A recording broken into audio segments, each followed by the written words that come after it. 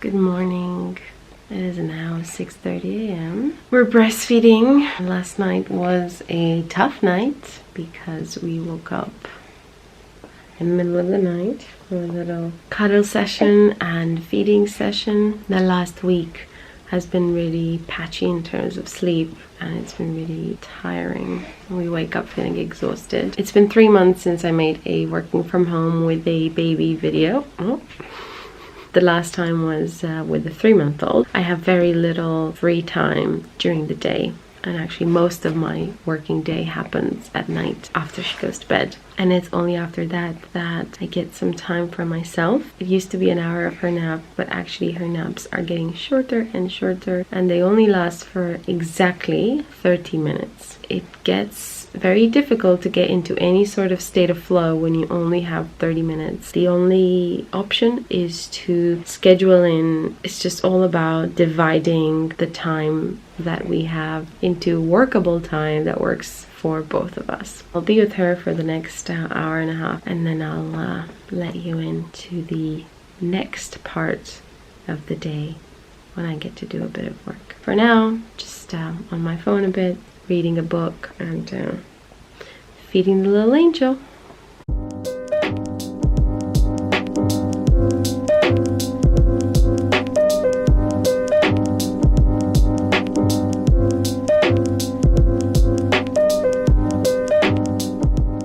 It's now almost 9 o'clock. She's gone down for her first nap, and it'd be usually when I exercise, or I will take this time to think about the things I want to do today and think about 1 or 2 things I want to achieve for my work. As I said, I have very short periods of time where I can focus. She's going to wake up at 9:20, so it's just about getting a few minutes to get ready, and then the next 20 minutes I have to put some things together.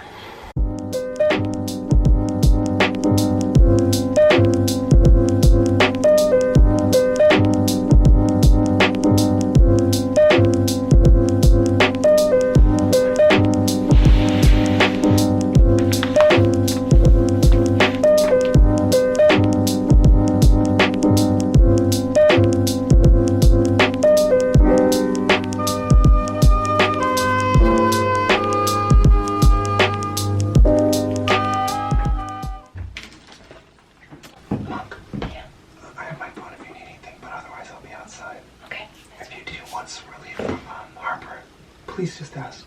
Okay. Okay.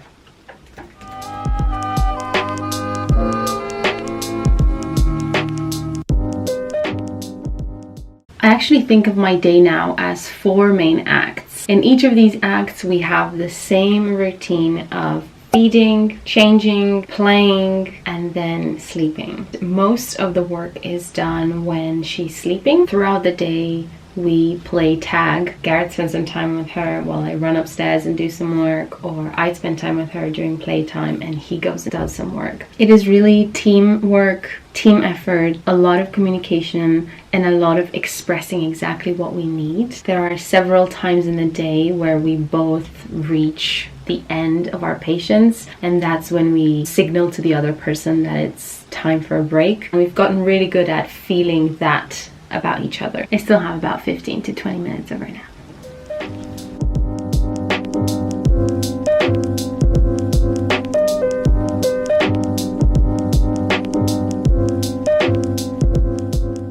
To help me focus and just making sure that I hear when she wakes up, I've got a camera set up in her room, and I can see that on my phone, and I know that she is sleeping now if I can hear what's happening.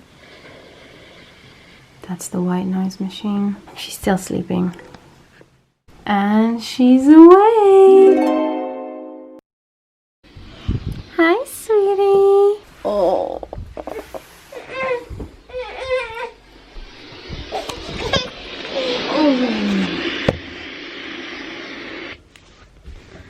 Hi, sweet Peach. Hi, sweet Peach. Hi. Hi.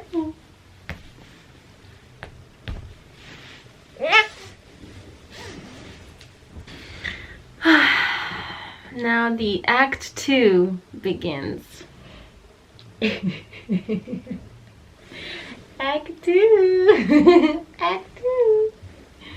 Act 2. Now what sometimes happens is I still have just one thing to finish just so I can take a proper break.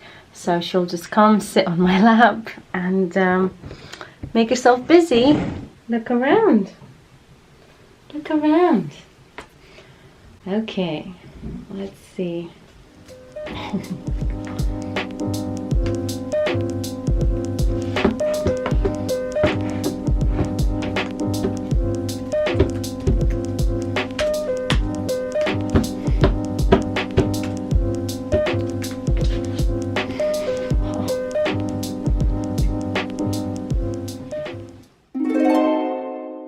Walk, ride, and walk, walk, walk, ride.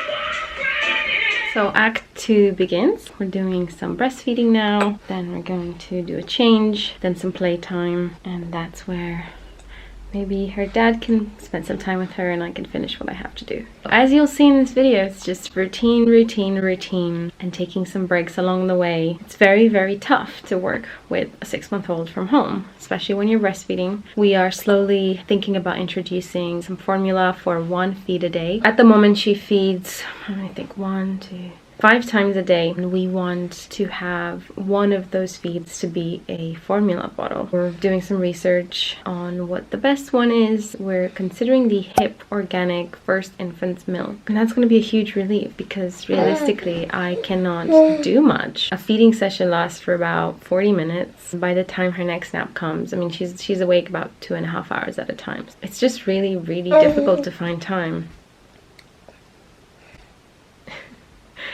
Yeah, that's the one game changer that's going to be introducing a formula bottle. In the middle of the night, I still wake up to pump to create bottles of breast milk so that my husband can feed her whenever I need to do some more work or deliver a workshop or have any sort of commitments or client calls or things like that. Having that formula will just be ease of mind, reassurance for me that, yes. It's very dynamic breastfeeding. I'm surprised her legs are there because typically they are on my face. That's the plan at the moment. I have less time now to work during the day than I did when she was 3 months old, because when she was 3 months old, at least she could nap on me for longer periods of time and that would give me a break. Most of my work actually happens when she goes to bed. We've changed the plan. We now have dinner around 5:36. Most of my work happens after 7:30, and then I schedule my emails to be sent in the morning. Enough talking. Time to focus on her eating.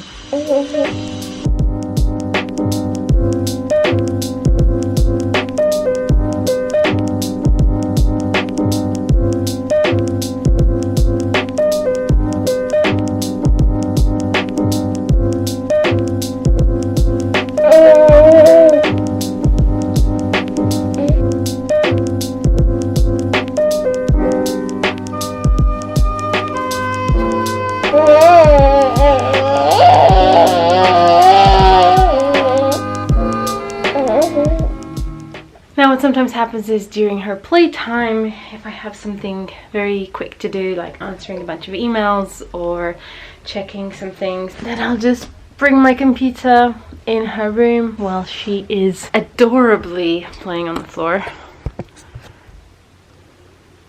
There she is. Sweet sleep slowly takes you, Harper,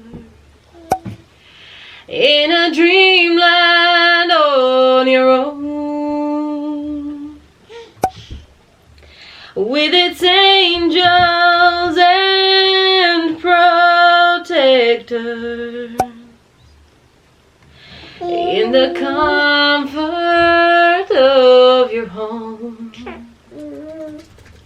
resting with us heart to sweetheart. Close your eyes and feel our touch. Go to sleep, our little angel.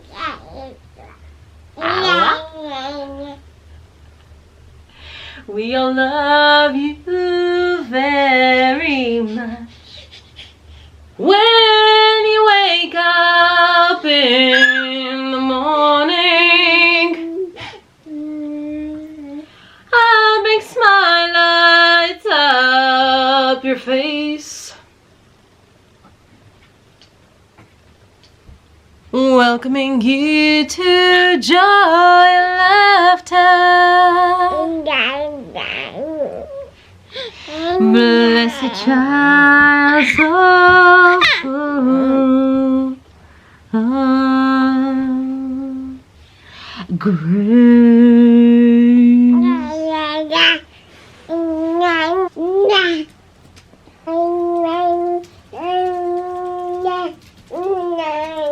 Vorbești cu mine?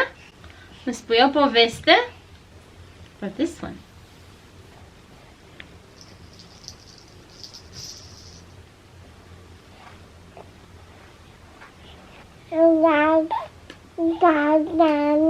Time for the second nap of the day. Alright, so it's now 11:50. She is having her second nap of the day. I have about 30 to 35 minutes to finish some work emails and also to do a very quick workout just to stretch my body because my back is killing me. She's almost 9 kilograms right now. I rock her to sleep and I carry her in my arms a lot, which I love, but it also means that I need to stretch my back. My arms are also getting stronger and stronger every day. That's what I'll do now. That's the second act of the day, if you will.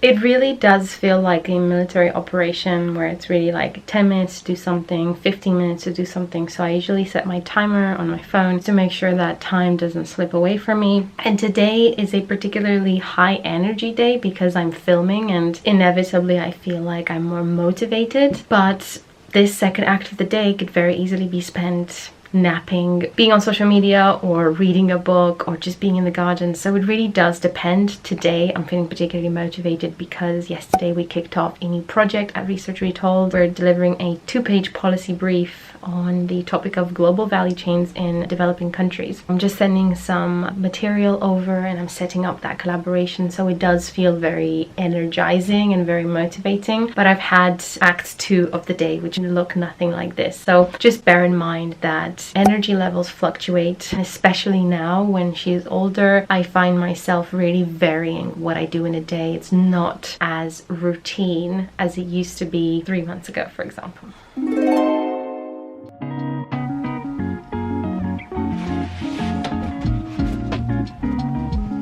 For today's series, we are doing a power abs and arms, slowly walking yourself out into a plank.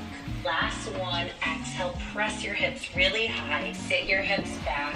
Just take a moment here and breathe something in that you could really use for today's flow. Fill up every cell in your body with that. And then exhale, open your mouth. Let everything else go.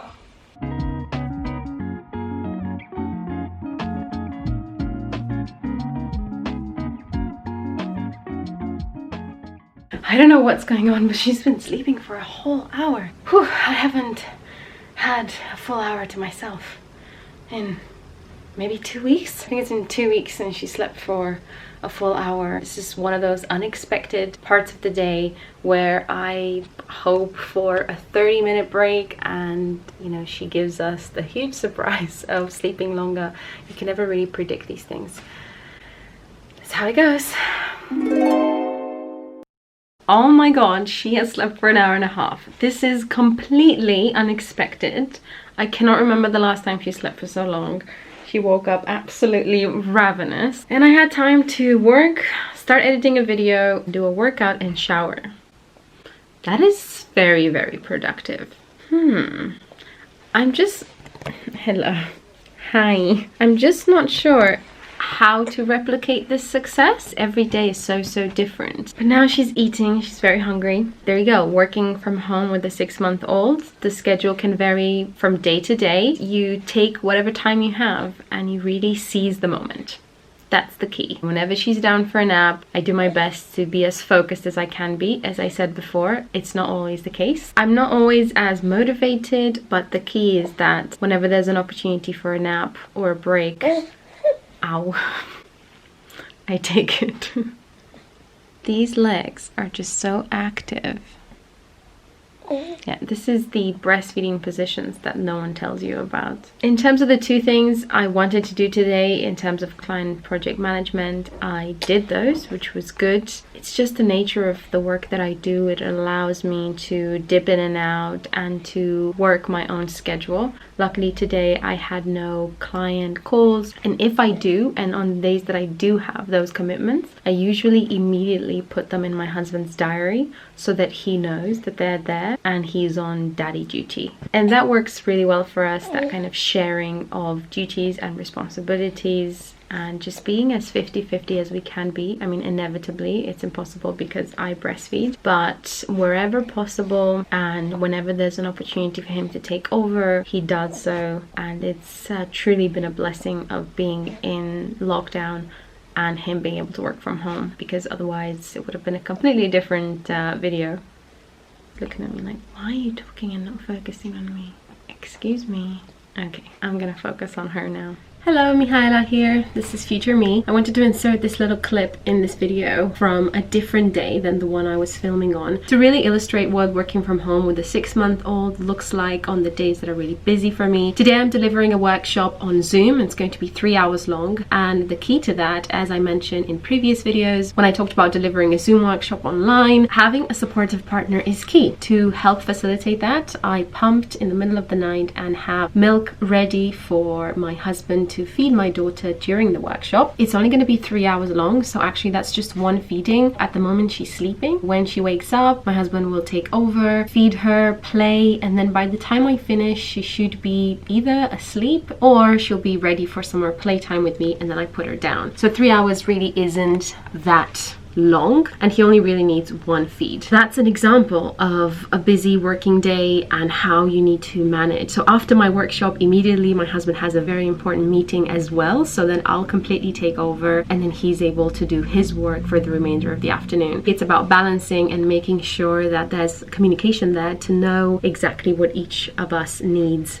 and wants. So I'll show you my setup in a second, and also to show you something very sweet, the importance of supporting your partner when they're working from home and they're going through stressful times. Having breakfast ready for them is a huge part of a positive working day, and just making sure that's taken care of, because making breakfast takes time, and so whoever's on duty that day needs to take care of these aspects as well. So lovely little smoothie, cup of tea, and some breakfast.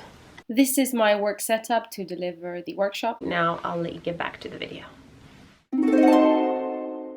Act 4 happens after we eat dinner, have our bedtime routine with her, and put her down for the night. I start working again around 7:30, 8 p.m. and have the chance to focus and have some quiet time for myself. I really like this time for myself, but it's always a negotiation between getting more sleep or working. So every night I have to decide what is best for me. I aim to have a balance and not overdo it so that I can function properly during the day. As you see here, I typically go to bed around 11, 11:30 and get, hopefully, fingers crossed, at least 5 to 6 hours of sleep. I hope you enjoyed this video. Make sure to subscribe and like and comment below with an earworm. That is a song that's been stuck in your head recently. Thanks for watching, and I'll see you in the comment section. Bye!